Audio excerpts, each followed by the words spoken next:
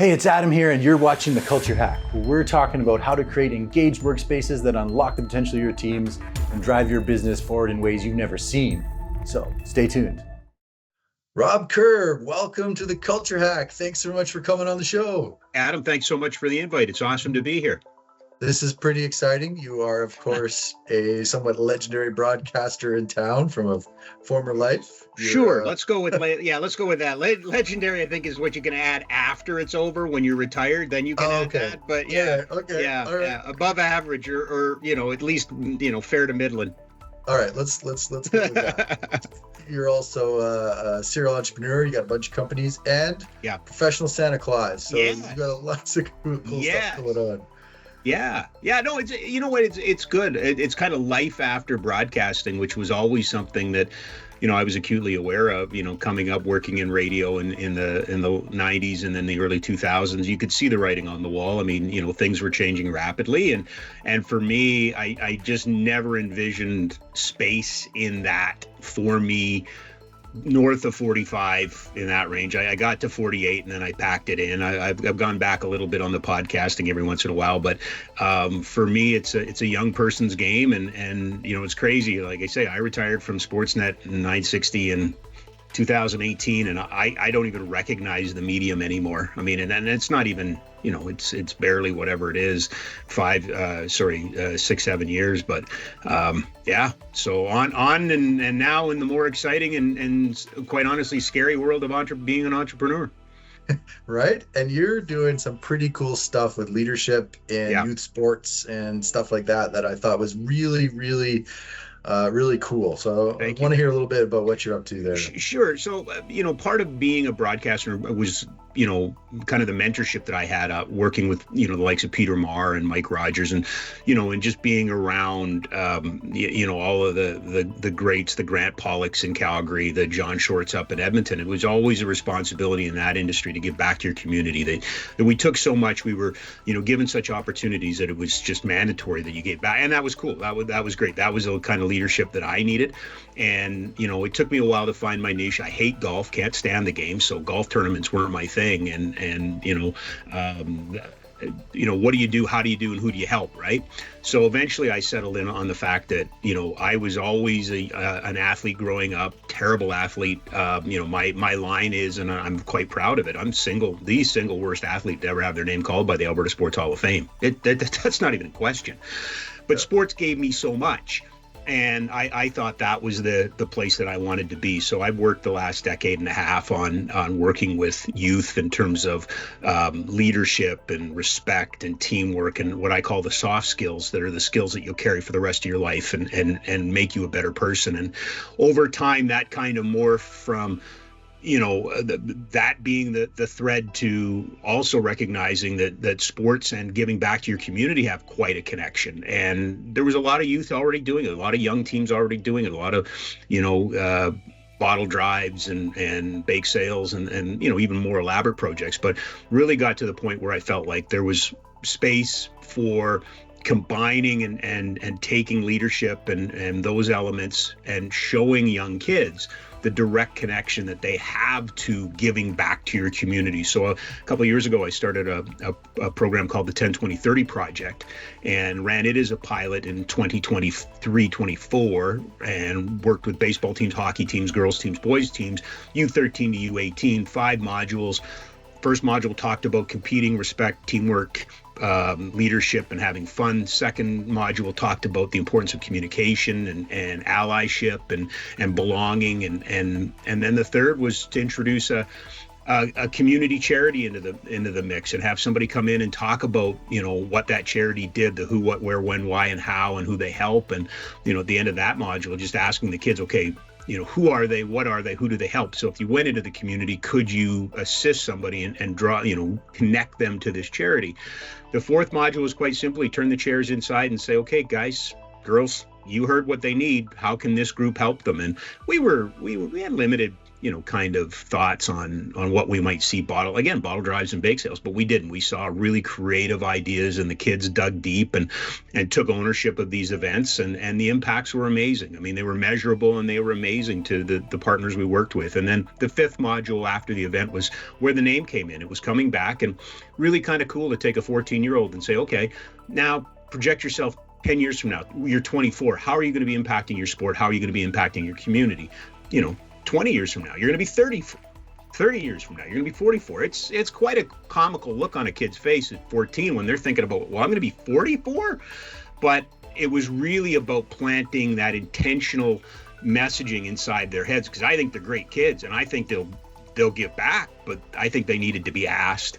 And of that, we came up with the fact that, well, we're dealing with 11, 12-year-olds, but we're really we're missing that younger group. And it was just by happenstance that I was going through the process of becoming a professional Santa Claus. And when I went through that, doing my mission, vision, and values, realized how close they were to the 10, 20, 30 project. And then a light bulb went off, and we created the Coach Santa Mission of Kindness pilot, which we worked with Hockey Calgary in November and December 2024, an 8-week program, videos, trading cards, and personal one-on-one visits. And use this traditional character that already had buy-in, kids loved, wanted to please, didn't have to invent anything, had nothing to do with Christmas. We talked about values in this case within hockey, about community, teamwork, celebration, perseverance, creativity, and those types of things, but use Santa Claus as the vehicle for that messaging. And we're just in the process of putting together the final report, but it was a resounding success.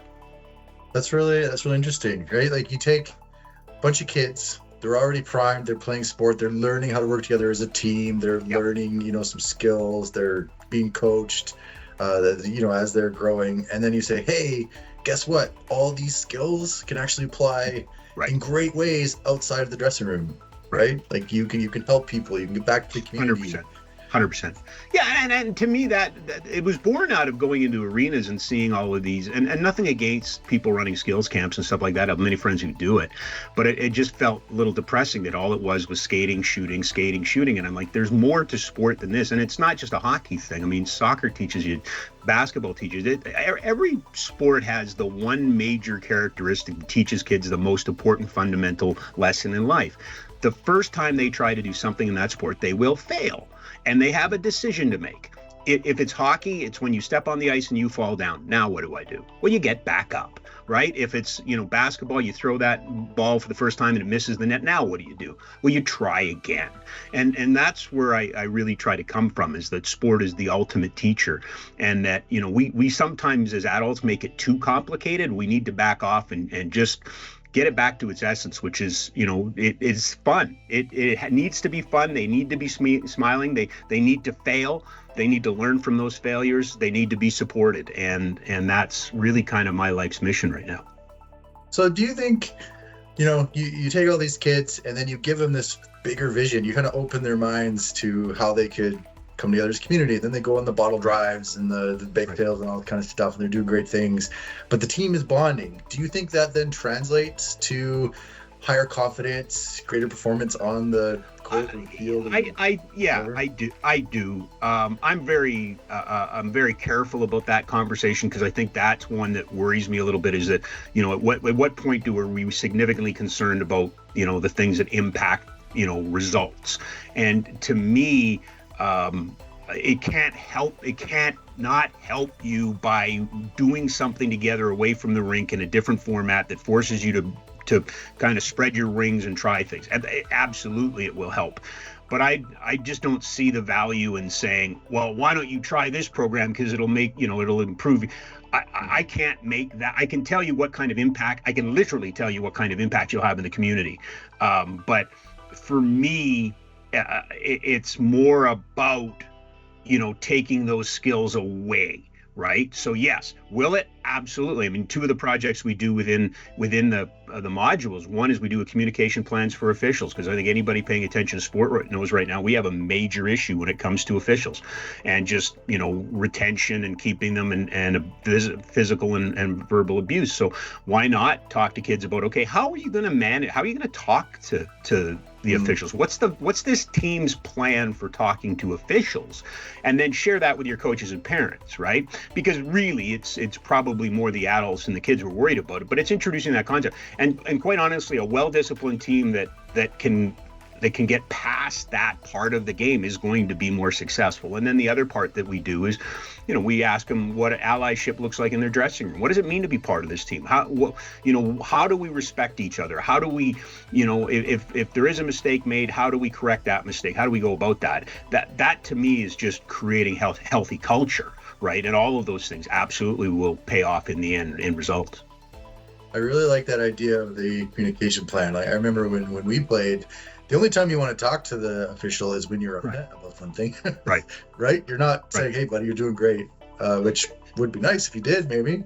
But I have some guilt. I have some guilt from the industry that I used to be in, because I think the popularization of hot takes and the popularization of sports talk culture and even social media, it went from this area where, well, you just recognize and respect the officials, to now they're fair game and let's get after them. And I mean, it literally, when we do the presentation, I go that week and find some story from North America about some league that's losing officials or had to cancel games.